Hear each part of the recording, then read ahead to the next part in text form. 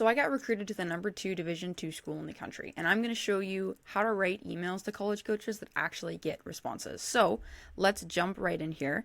And this is also something that I do spend a lot more time with and dive a lot deeper into in my free recruiting group. So you can get everything here available. The link below in the description is how you can access it. So feel free to check that out if you want. So here's what we're going to cover. We're going to talk about the goal of your email, what you want to happen when you email a coach. We're going to talk about how to write a subject line that actually gets opened. The key to personalizing your email so it doesn't actually get ignored, you actually get that response. How to introduce yourself in 2 to 3 sentences. The most important thing coaches need to see before they reply, aka what they will not reply until they see. The perfect call to action to keep the conversation going, and I'll explain what a call to action is if you've never heard that before. When and how to follow up if you don't hear back. And the biggest mistakes that people make with emails that I see happen all the time that will kill your chances of getting a response. So let's get into it. Here's the goal of your email. So when you send an email, you have a certain thing that you want to happen, right? You have a certain goal in mind. So you need to keep in mind that coaches get hundreds of emails. Like there are coaches that get 50 plus emails a day from new recruits. So yours has to stand out. Otherwise it will not get a response. So your email should be short, personalized, and clear, right? It should not be a full essay. It should not be a copy-paste spam AI generated email. And it should not have a bunch of random different information in there that's not very clear about who you are. The goal is to start a conversation. It's not to get an offer right away, okay? Some people are like, I'm going to email 50 coaches and then after that I'm going to email 50 more and then I'm going to get an offer. And it's like that doesn't happen, you know? So the goal is to start a conversation, and the goal is to have that coach then come watch you play. You want the coach to be on your court. That's the biggest thing. All right, so we're going to walk through the entire email. This is also chronologically based. So if we go back to this first slide here, like this is the email, right? The subject line and then all of the different bullet points here that I'm about to cover, they all happen in this order. So this is basically an outline for an email right now. I just gave you. I didn't even realize that till right now. So this is what you want and when it happens, right? So you can take a picture of this and write this down. Like this is the order of things, okay? All right, so subject line that actually gets opened. They will not open your email if your subject line is weak or if it is too long. I see a lot of people who are like saying their whole life story in the subject line, and it's like this huge long thing. You can't even read the whole thing in your email inbox because it goes on forever, and it's just like coaches aren't going to watch that. Like they need to be able to tell very quickly and with very few words what the email is going to be about. So here's the format, right? I'm just going to give it away. This is part of my email templates that are in my paid recruiting group. You usually have to pay for these to access this. I'm just going to give you the subject line for free right now because I see people mess up so many times. So often I see this not happen the way it should. So this is what you should do for your subject line. This is the first email you send to a coach, right? Your introduction email. So it should be your graduation year first, your height and your position, your GPA, and then your intro. It should say intro plus film and then your name. So here's example of what you do. So 2027, 6-foot middle blocker. I use these little lines just because it kind of makes it look fancier. You don't have to do that if you don't want to, but 6-foot middle blocker, 3.8 GPA, intro and film, Katja Cornell, right? Like whatever name it is, whatever position you want to do. But put intro and film in there, put all that information because that right there is the most important information. Your graduation year, your position and height, your GPA, and the fact that you're giving them film. And also that you're introducing yourself. Like that's what's happening in the email. Those are all huge, huge things. They only need to be conveyed in the subject line. This is the quickest and most succinct way to do that. Okay. So use this, right? This is what I did when I was recruiting. This is what works in the players that are in my recruiting group right now. They're getting D1 responses with emails that have this exact subject line. So use this in your subject lines. Okay. All right. So now we're going to talk about the key to personalizing your email so it doesn't get ignored. So you want to do everything you can to make sure that the coach understands that this is not a spam blast email you sent to 100 different colleges. Like you have to do everything possible to make it as personalized as you can. So do not say dear coach. Say the coach's last name. Mention something specific about their program, right? Do your research. Find a recent win or ranking, someone that you admire on their team, or like a friend that you know transferred in. You have a connection. Like find something specific about their program and say it in the email. And then show why their school is a good fit for you. So don't just, be like, I love your program, I want to play for your program. Like actually get specific, like, hey, this is my major, you guys have it. I notice you have a really high acceptance rate. I have a really high GPA. Like whatever it is that makes you a good fit. I love the weather in, Southern California or whatever the school is. Like talk about the school itself and why it's a good fit for you there. Do not, I should have made the font bigger on this. Under any circumstances, do not send copy-paste emails, okay? This is the path to failure. You will not get responses from coaches. You will not get any interest, any exposure. You will not have anyone on your court or have anyone give you any type of offers. Like, do not do this, okay? This is the worst thing you could possibly do. It is better that you don't even email coaches if you're going to send a copy-paste message, because it's the exact same thing is going to happen is nothing, okay? You have to personalize your emails. If you were to click off right now, like, this is the most important part of this video. You have to personalize your emails to coaches. So do not, under circumstance, send copy-paste messages, okay? So make sure that's very clear. All right, so we're going to talk about your introduction, how to introduce yourself in 2 to 3 sentences, right? Because again, like, you are a very complicated, intricate person. There's a whole lot of information about you. You can't say it all in the introduction email, and you shouldn't, right? But you have to convey the important things. There has to be a little bit of information that you do convey. So say who you are. Say the club and the high school you play for. Say your position. Talk about what makes you stand out. Maybe it's your GPA. You're really smart. Maybe you've won a bunch of rewards. Maybe you've had some key achievements with your teams. Like, talk about cool things you've done, right? Say why you're reaching out. This program fits my goals because fill in the blank, right? Something like that. And that's it, right? You don't really need much more than that. I see a lot of people who are like, I've been playing club volleyball for 4 years, and then in 8th grade I transferred to a new club, and then in 12th grade I transferred again, and I've also played beach on the side over the summers, and I was a middle blocker in high school, but for my club team I'm an outside. Like, I see people writing all of this in emails. None of that is necessary. Coaches are just going to skim through it or start reading that, realize what type of email it is, and not read the rest, okay? You got to be clear to the point. You have to be very succinct. All right, so this is the most important thing coaches need to see before they reply. They will not reply if they do not see this. And if they do reply and don't see this, they're going to ask for this thing. So you will not get any further in the process of recruiting to this school without this thing being in your email. Your film, okay? Every single email you ever send, the first time you email a coach, if you're following up for the first time, the second time, the third time, the 8th time, like, every email you ever send, regardless of what type of relationship you have with the coach, if any, should have your film link in it, okay? Every email you ever send should have a link to your film.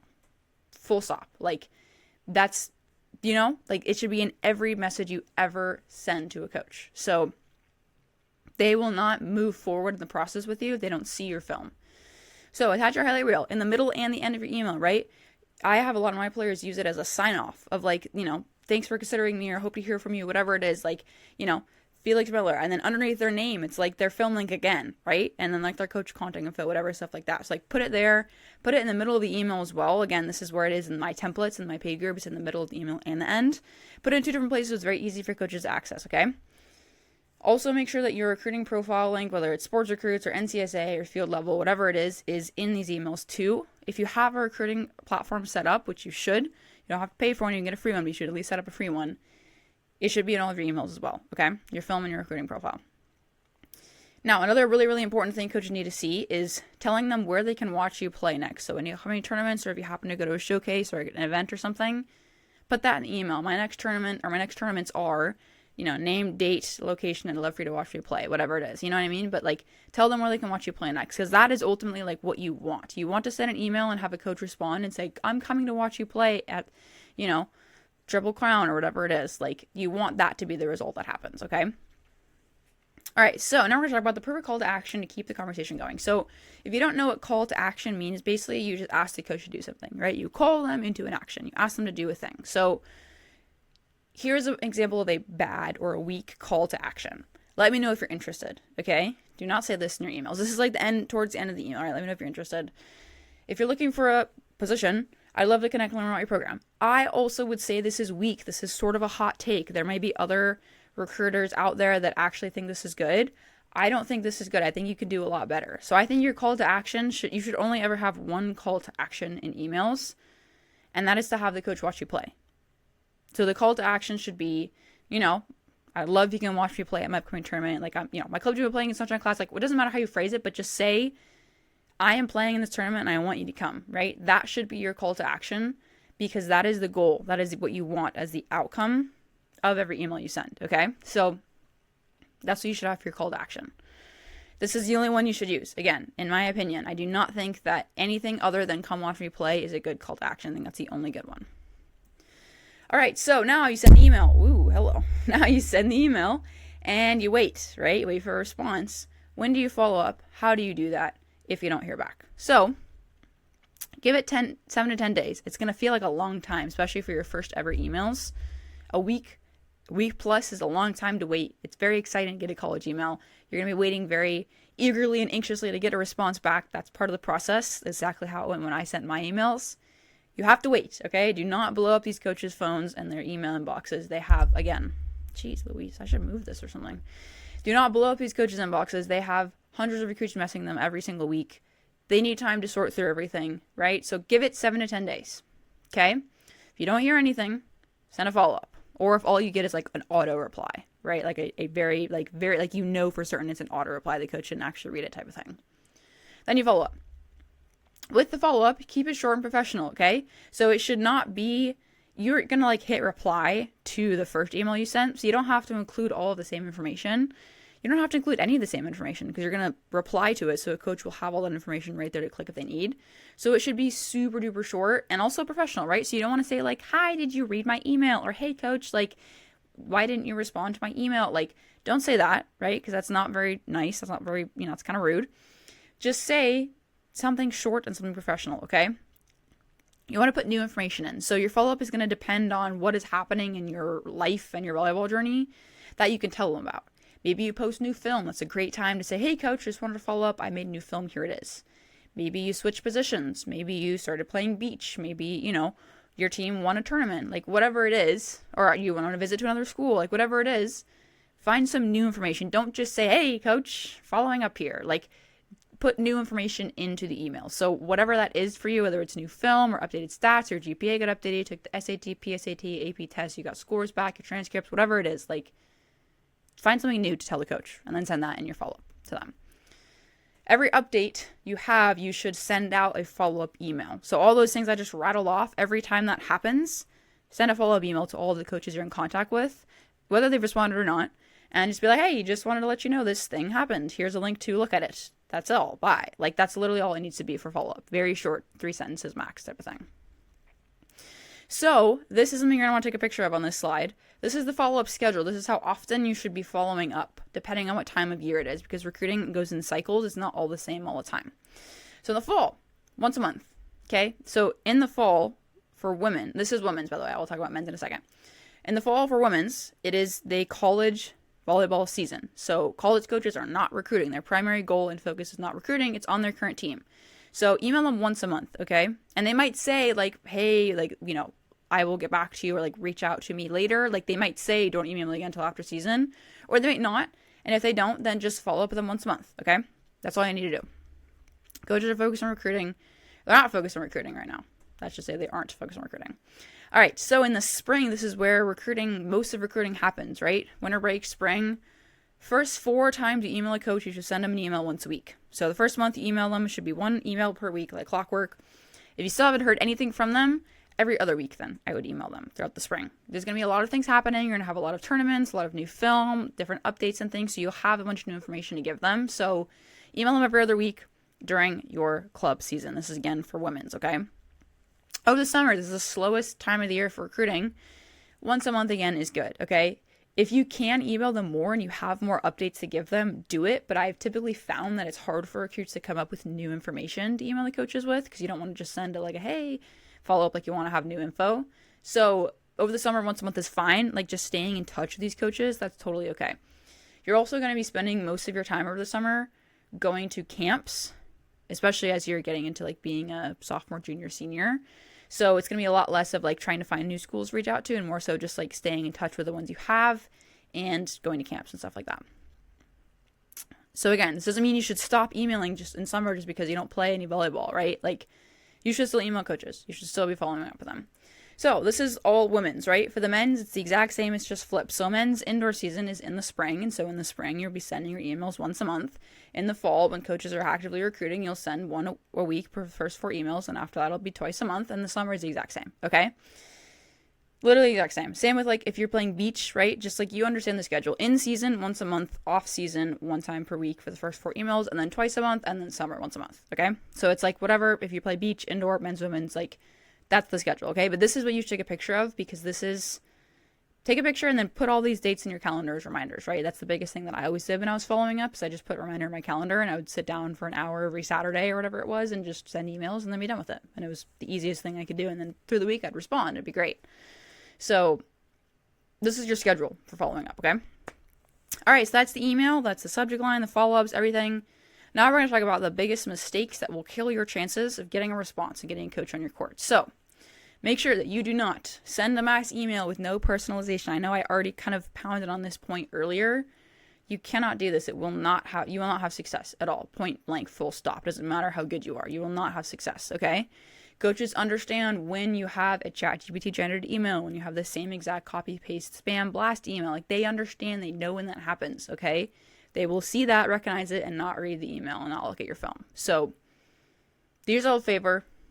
Do not send mass emails. Like, put time and effort into personalizing it. Yes, it takes longer. Yes, it's harder. Yes, it's worth it, okay? That's the first mistake. The second mistake is not including film, okay? You never should ever in your entire life send an email to a coach that does not have your film and your recruiting profile link. I would add as well, okay? Every email does not matter if they are about to give you an offer and you've practiced with the team and you've been talking to them for years, or if it's the first time you're ever emailing them. You should have your film link in every single email you ever send. So not including film, huge mistake. Next is writing essays, okay? Again, I see people who say their whole autobiography life story in the first email. It is not going to get read, okay? If the email is that long, it's not going to get read. So keep it short and succinct. Yes, there's a lot of important information you need to include. However, keep it short and succinct, okay? Like, put the information in. Don't put any fluff. Do as much as you can to shorten it, but keeping that information, and it's it, okay? That's pretty much all you need to do. And this is honestly probably, I'd say, a really big one that people don't. I think people are kind of like, okay, I should personalize it. Like, I know that already. Like, I should include my film. I know that. Like, I shouldn't write it too long. I know that. I feel like this is when people don't know. Not following up if you don't get a response is a huge mistake that will absolutely destroy your chances of getting college volleyball, okay? I did not hear back from the colleges that gave me offers the first time that I emailed them, or the second. I had to follow up with them in order to get a response from all the schools that gave me offers when I was recruiting, okay? Obviously, they were as interested as a school possibly could be. Didn't matter, because there's hundreds of kids emailing them every day, and I had to follow up to make my name seen and make sure that I actually got my email in front of their eyeballs. So you have to follow up more than you think, okay? Another thing, too, I see kind of floating around is like the 3 email rule. I don't know where that came from, honestly, or like who made that, but that's, in my opinion, silly, and you shouldn't do that, okay? It's going to take more than 3 emails to get on a coach's radar. You don't have to send them every day, 3 days in a row. It can be very spaced out, but like, follow the schedule that I set and continually set emails. Like, you'll notice that schedule doesn't say send, 2 emails, send 5 emails total, send 8 emails total. Like, there's not going to be a number of follow-ups you send. It's like a magic number, and all of a sudden you get a response. Like, you keep following up until you get a response. And yes, the follow-ups will be spaced out more over time. Like, you'll start at once a week, and then it'll be every other week, and then once a month. But you're going to keep following up until you get a response, right? That's what you need to do if you want to play in college, okay?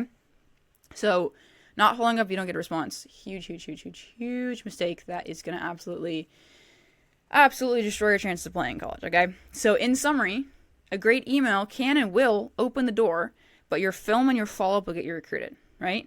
So include your film, and make sure you follow up. Those are the things that actually get you recruited. So if you are watching this right now, you who is watching this, if you are a freshman in high school or older and you have not sent any emails to college coaches, send them now, okay? Make a list, get film set up, get your recruiting profile going, and email some schools, okay? Usually you want to start emailing around freshman, sophomore year, depending on the level you want to play at. So if that's you, you're in high school, you haven't done anything yet, use this video. Now is the time. Get that going, okay? Especially if you're a sophomore and a junior, like, that's the time to buckle in and actually get serious about recruiting, okay? So again, for more information, recruiting info, resources, and to meet 200 other awesome volleyball players in my free recruiting group, you get access to a step-by-step recruiting course on how to get started, one-on-one coaching with me, a free film assessment, at-home drills, technique library, a pre-tourney checklist and packing list, all for free in the link below in the description here. Other than that, that is everything.